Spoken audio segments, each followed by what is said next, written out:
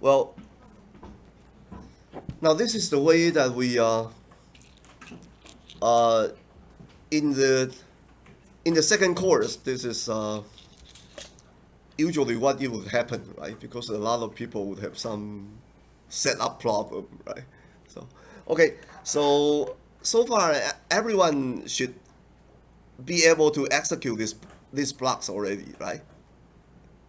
Right? Anyone still have problem in executing this block? No problem, right? Okay. So after you can execute this block, the next thing you want to do is try to knit. There's a button called knit, right? So if you go here and knit your notebook, uh, well, for the first time you knit, you would need to install a lot of package, right? So, but it should be automatic, right? So now try to knit your notebook by pressing this knit button. The first time you run this knit command, you will need to install a lot of package, right? But after that, the knit should take like just like 10 seconds to complete.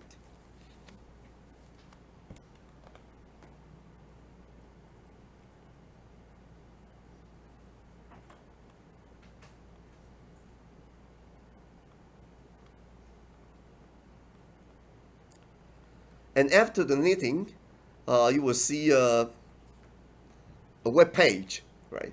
Thing like this, right? Does anyone get to this point? Yet? So, is it okay? Anyone need help? Okay, after pressing this bottom knit, right? You will see a red light here, right? It means the RStudio is doing something, right? And after a while, it will produce a web page, right? That's the way this notebook works, okay? So everyone has the web page already? Anyone do not have the web page yet? Okay, so we're all set. This is quick. Well, usually it would like take like 1 hour or two to get everyone ready to go.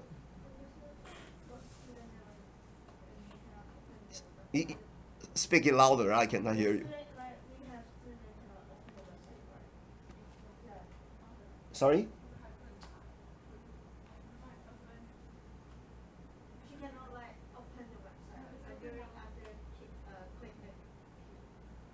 So, what's the problem? I. It's okay, it's okay. It's okay now? Okay. Okay. But the first time you would need to install a lot of things, so it's kind of slow, right? But after you need it, then next time when you need it, it's like 5 seconds, something like that. Okay. Okay, that's how it works. Okay. So from now on, we were using this notebook type of environment, and I trust me, this is the most this is the better way, right, to then writing program directly. Okay. Now, so we are ready to run the program, right? If we go to the web page, one way to go to the web page is you do a left click and then view it in the web browser. You will have HTML file, right, after knitting it. So put view in the web browser, and then you will see the web page in the web browser. Okay. So actually now we can expand the things in the web browser. It's a lot easier, right? It's a lot easier. So the first thing I want to explain to you is the vector operation. Okay, vector operation. This you already know, right? When we do a mathematical operation in R, So usually we will have a vector to calculate with the other vector, right? It's multiplied, you plus it, you minus, right? Whatever you do. So as you can see that R actually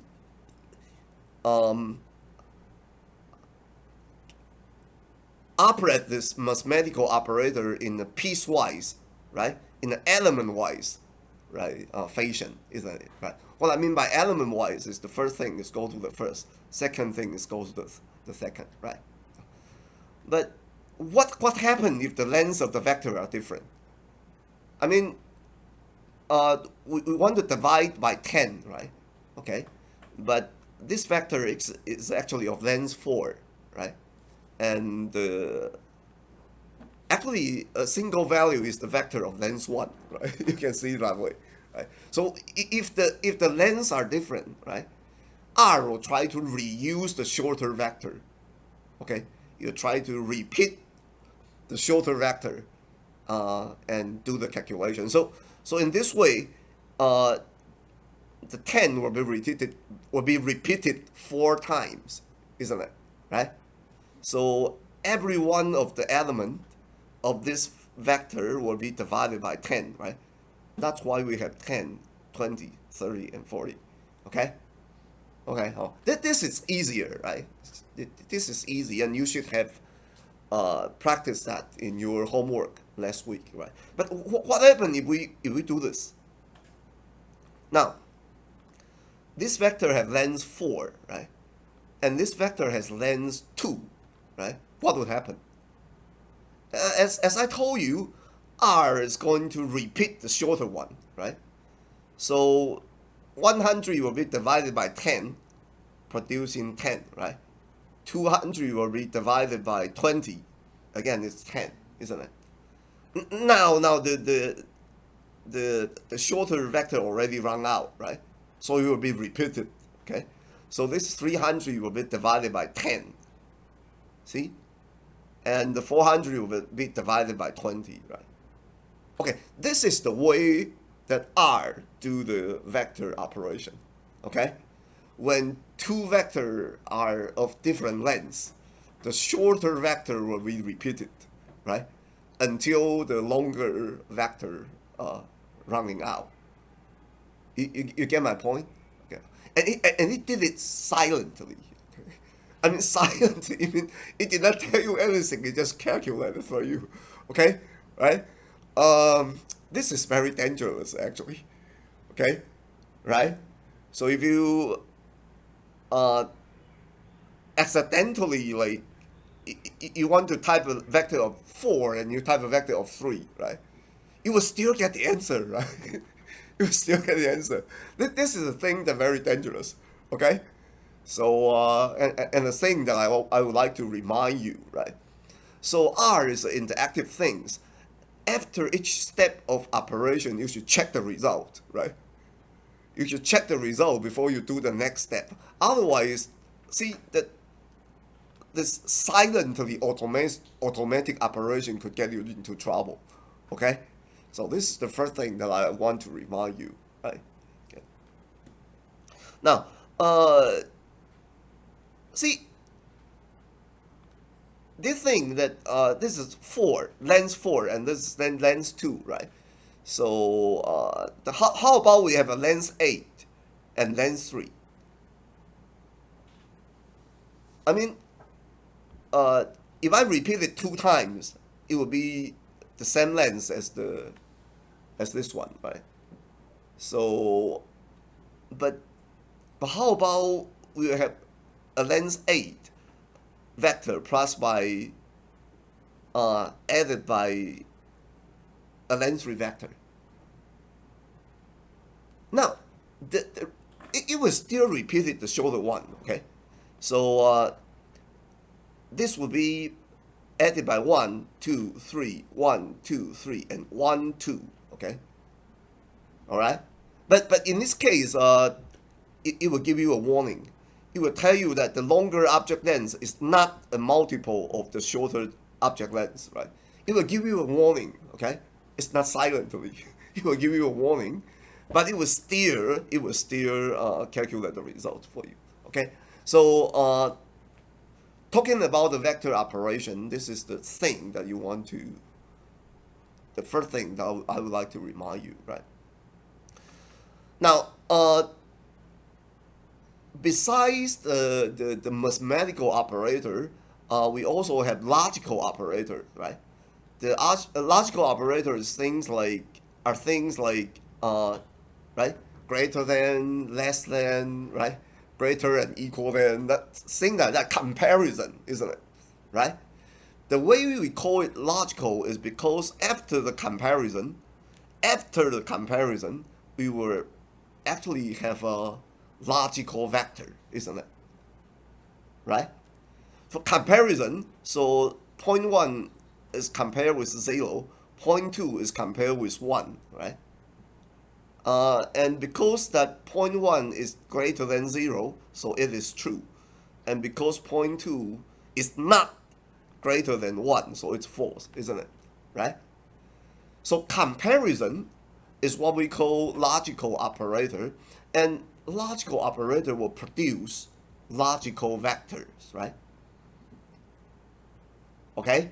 So this is another thing that another type of operation that we can do in R, right? Mathematical. And the second thing is like comparison. Yeah. Now, when you do the comparison, the same rule will apply, right? If you compare two vectors of different lengths, right? Same thing will happen. Okay? All right? Okay, so what happens if I do this? Anyone? What is the result if I do this?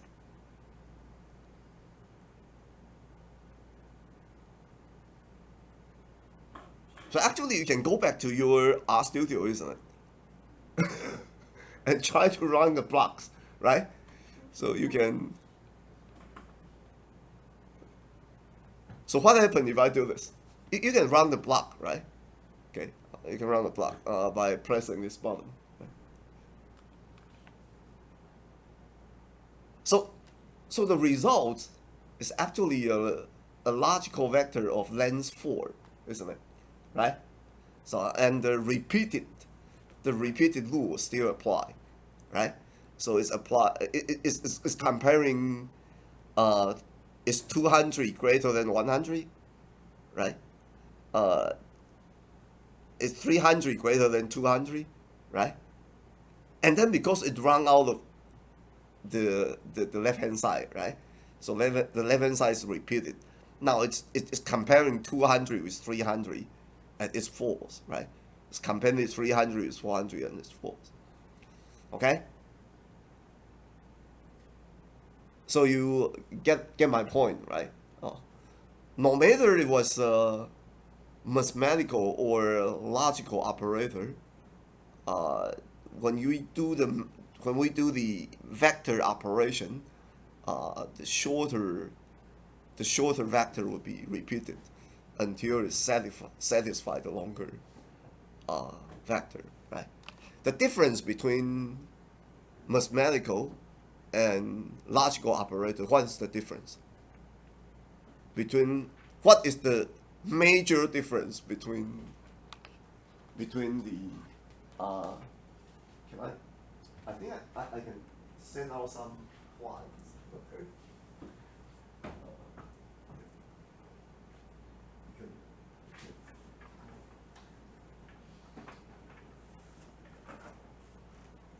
So what is the major distinction? What is the major distinction between a logical and a mathematical operator? It's easy, right? Anyone say it? Speak out loud.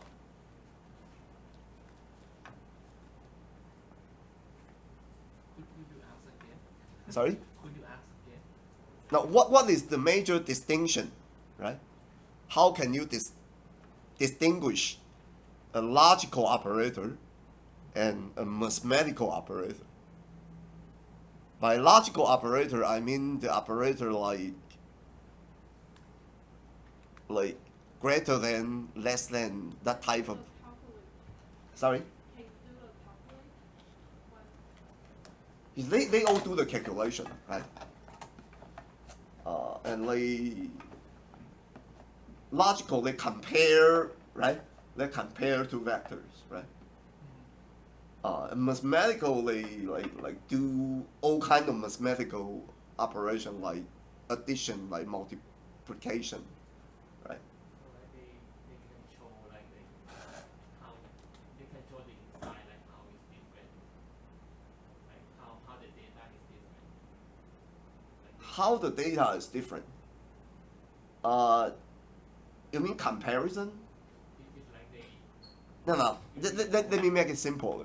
Right? the Let- result is right. What they produce are different, right? The result is if the logical is true false, but if it's number is show number. Right. This is the right answer. Can you hear him? Can you guys hear him? Okay. So logical operator. It means that the result is a logical vector, right? It's true false because you compare, right? So the comparison could be true, or it could be false, right? And the mathematical operator, they will produce numerical output, right? Because you do like. So that is the major difference between them. Yeah. So you get the price.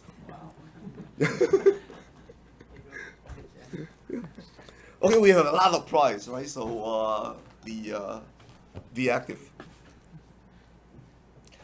Now besides the logical operator, there's a kind of logical operator called equal, right? You have learned this, right, in your data chem course. Anyone still remember what that means?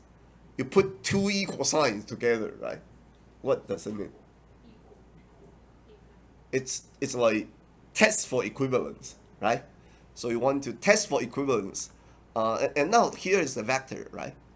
And I want to test which element inside this vector is equivalent to Cindy, isn't it? Right? So this equal, this test for equivalence operator, is that a mathematical or is that a logical operator? Sorry? Both? It cannot be both. Has the numeric character and also like the string character. No, the character stream is actually the type of the data, right? So now I'm asking the type of the operator, right? See, this equivalent operator can apply to actually every kinds of data type, right? String equal to string, right? Integer equal to integer, right? So it applies all type of vectors, right? But it is a kind of operator. Is that a logical operator, or is that a numerical? Or is that a mathematical operator? Logical. It's a logical, right? Why you say that it is logical? Because the answer will be true or false. Yeah. That's right. Let me give you one of this. Yeah. Okay, now let's see a very similar but different operator. Okay, this combination %in%. Okay, they need to stick together, right? They cannot have space between them, right? So this thing, this token, is actually one operator, right? Did you learn this operator in data chem? No. No. Okay. So it is very similar to this test for equivalence. It is set comparison. by set comparison, I means that the order is not important, right? Okay. Sometimes I want to test that which element in this vector is included in this set. Set do not have sequence. They do not have orders, right? So the order is not important, right? I want to check that which element in this vector is inside of the set of Cindy and Danny, right? Okay, so the order of Cindy and Danny is not important. It would always be true, right? Right? This two thing will be true, and this two thing will be false. Okay. So as I told you, the result is the same. If I change the order in the right hand side of percent in percent, right, then you will not change the result at all, right? You get me? Okay.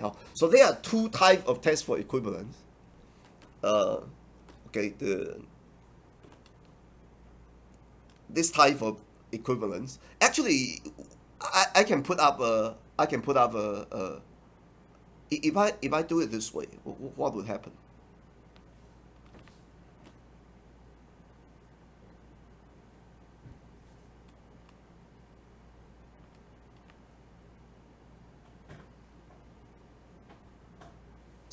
See, I'm not doing. I'm changing the operator, right? From this to this, right? Isn't it? Okay. So now I'm testing for equivalence for two vectors, and the lengths of these two vectors are different. You see it? Okay. So this type of operator, because the vector lengths are different, so it's going to repeat this, right? So Amy is test with Danny, Bob is test with Cindy, and then because it run out, right? So Cindy is testing with Danny, and Danny is testing for Cindy, right? So the result is all false, right? So what happens if I do this? The result would be, sorry? The result would be, if I do this, right? How many true do we have? Two, right? How many false do we have? Two, right? Okay, so you got the point, right? Okay. Now, the two equal signs is different from one equal signs, right? You should already learn this, isn't it? Okay. Actually, in R, it has two types. These two operators are exactly the same, right?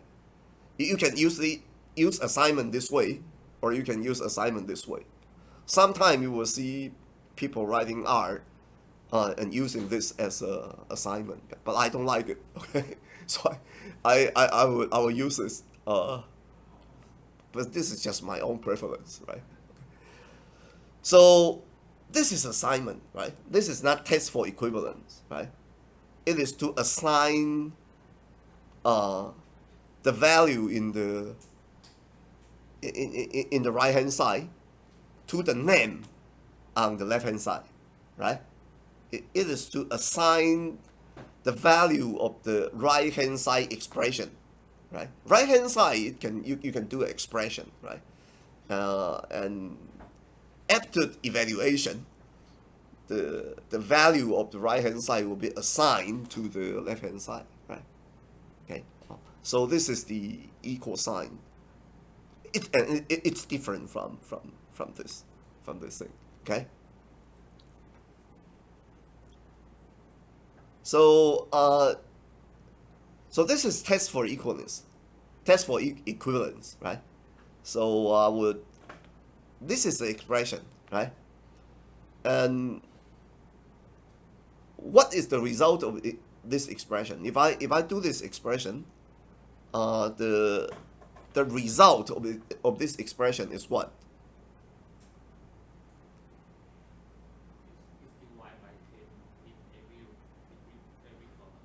Sorry? If you divide by 10 in every. Right. It's 1, 2, 3, 4. And 1, 2, 3, 4 divided by 10, it will be 0, 1, 0.1, 0.2, 0.3, and 0.4, right? So on the right-hand side, it's actually a vector of 4, isn't it? And the left-hand side is also a vector of 4, right? So it tests for equivalence.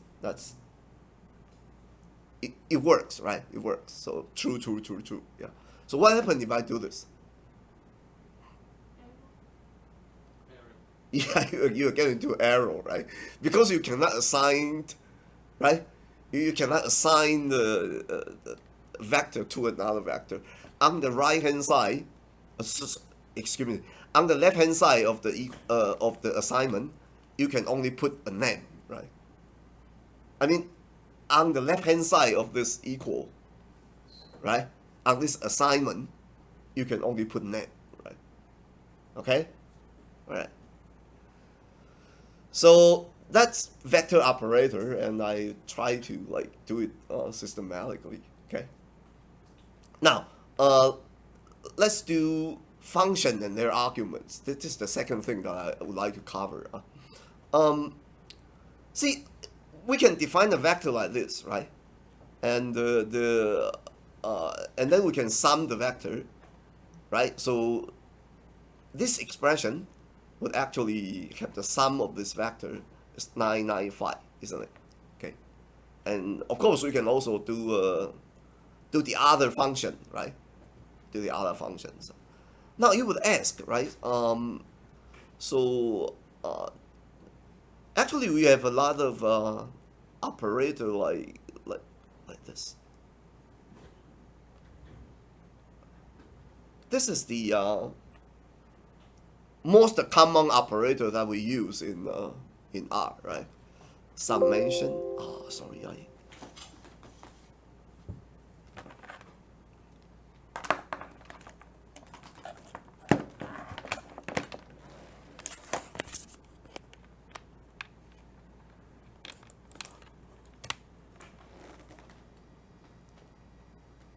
So you can do summation. This is average, right? Minimum, maximum, right? This mathematical operator, right? Now you would you would think that there are so many functions, right? How can I remember everyone? But don't worry about that. It's like you learning language, right? You don't need to remember every vocabulary before speaking it, right? Along the way, you will pick up this function one after the other. Okay, the thing that I would like to explain here is like some function would take arguments, right? Mostly, most likely the first argument of the function is its input, right? We are going to do summation, and it will need the input, right? Now we give him the input of a vector of 4, right? And it will do a summation on this input, and it will have an output, right? Okay, you will have an input and you will have an output. We have actually two type of function. A function like sum, like min, they are what we call by summary functions, which means that I can give it a vector of 100, right? And it still have one sum, right? It will still have one average, isn't it? So this is what we mean by statistics, right? You give it a series, a vector of numbers, but that vector will be summarized into a single value, right? Like summation, like minimum, like maximum, like average, right? This is what we call by summary functions. But we have the other type of function, for example, like log, right? If you give it a vector of 4, you will actually apply log to each one of the element of the vector, right? So if I give log a vector of 100, right, the log will actually output another vector of 100, right? Isn't it? Right? So this is so-called vector functions. You input is a vector and output is another vector, right? Okay. So basically, there are two common type of function. One type of function is a statistic function, summary function. Like input is a vector, output is a single value, right? And the other type is actually like log, like square root, right? So you give it a vector, it will return another vector to you, right? Okay. And the other thing that I need to talk about function is about its arguments. For example, like log. Log has a base, right? You still remember that, right? Log has a base. You can have log. This is base 10, right? And log has like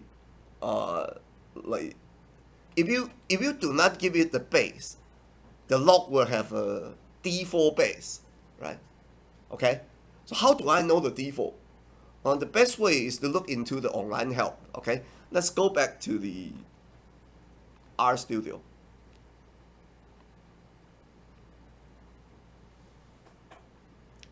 Now, for example, this function log, right?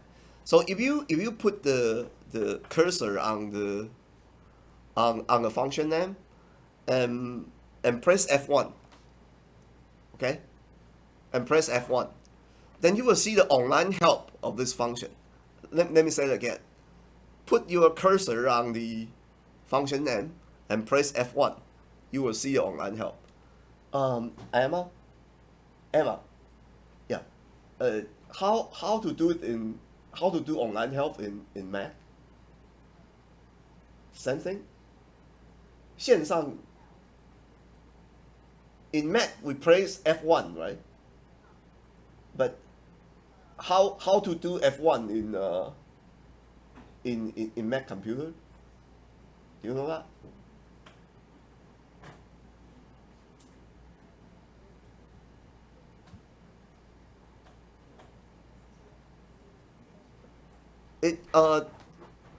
Anyone use a Mac computer can get the online help?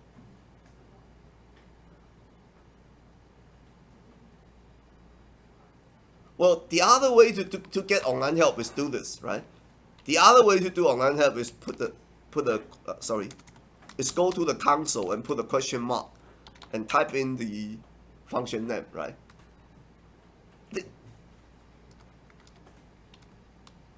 This is another way to get online help, okay? Okay? So if you look into the online help, you will see that log, this function actually has two arguments, right? The first argument is its input, right? And the second argument you can specify its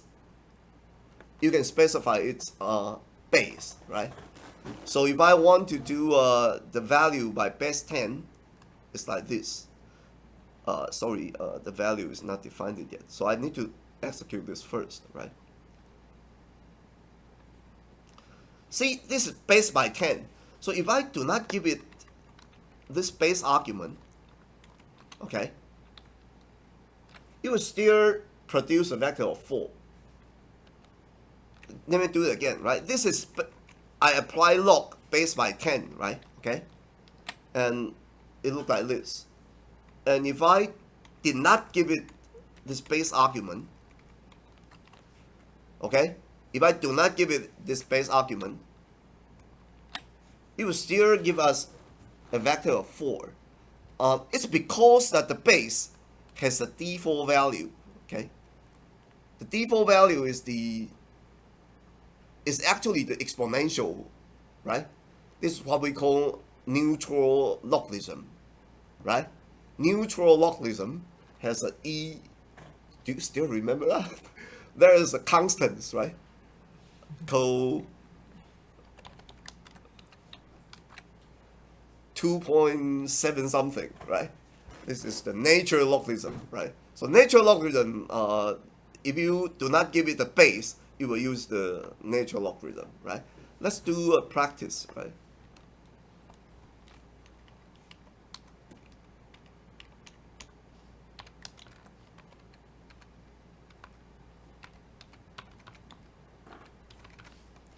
Let me do it.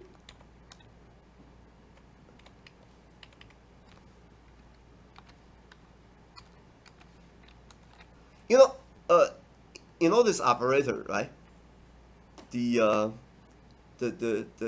head operator, right? So it's like I want to raise. We cannot see your screen, but I don't know.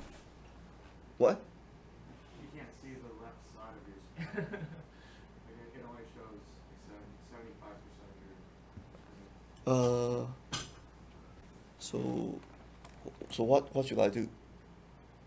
Press activation out the screen a little bit.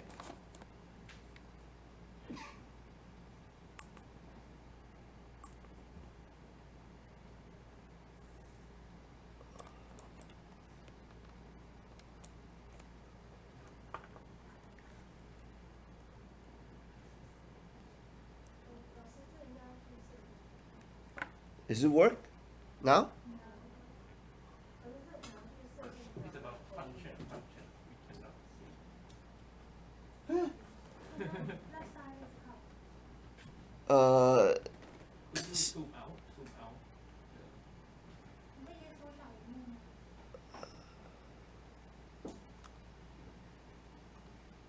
Oh, 就是 oh, it's 比 big. 例缩小。 I think 我觉得这东西有点快要坏掉的感觉，是不是？所以要去设定的。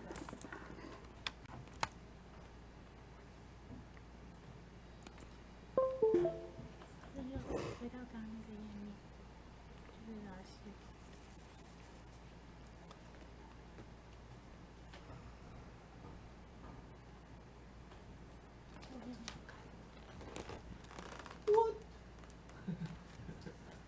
呃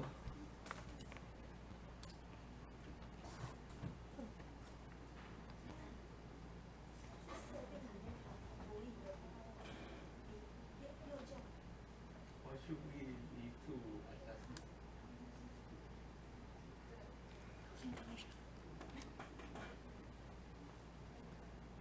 是 is it from the beginning you cannot see it, or Yes. so from the beginning you cannot see it until now? We can look at it. Wow.